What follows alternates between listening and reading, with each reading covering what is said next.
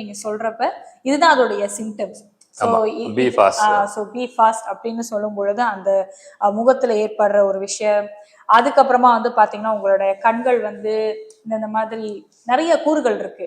அதுலயே டாக்டர் எனக்கு என்ன ஒண்ணு தெரியணும்னா, இப்ப சமீப காலமா கூட நிறைய பேர் என்ன சொல்றாங்கன்னா, இப்போ ஒருத்தவங்க இறந்துடுறாங்க. இப்ப சமீப காலத்துல எனக்கு தெரிஞ்ச ஒருத்தர் இறந்துட்டாங்க அப்படின்னு சொல்றப்ப அவங்க என்ன தெரியுமா சொன்னாங்க, ஸ்ட்ரோக் அப்படின்னு சொன்னாங்க. எப்படி அப்படின்னு இந்த மாதிரி கழிவறைக்கு போகும்போது வழுக்கி விழுந்துட்டாங்க.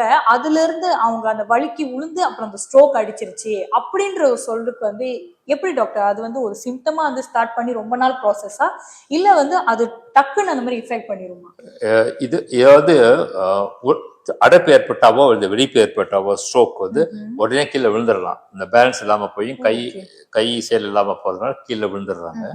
சில சமயம் ரெண்டுமே இருக்கும். ஒண்ணு ஸ்ட்ரோக் ஆகுவாங்க, கீழே விழுந்து அடிபட்டு பிறகு ரத்த கசிவு மூளையில ஏற்படுறது உண்டு. அது வேற விஷயம். அப்படி அப்படியே இருக்கக்கூடிய வாய்ப்பு இருக்கு. ஆனா பெரும்பாலும் ஸ்ட்ரோக் காலைல எந்திரிக்கும் போது ஒரு பக்கம் கை வேலை செய்யல, கால் வேலை செய்யல, அல்லது மூஞ்சி கோணலா இருக்கு, பேச முடியல, அப்படிங்கிறது வேற விஷயம். நடந்துகிட்டு இருக்கும் போதோ அந்த பாத்ரூம் போகும்போதோ ஒரு ஸ்ட்ரோக் வந்துச்சுன்னு சொன்னா கீழே விழுந்து அடிபடுறதுக்கும் வாய்ப்பு இருக்கு.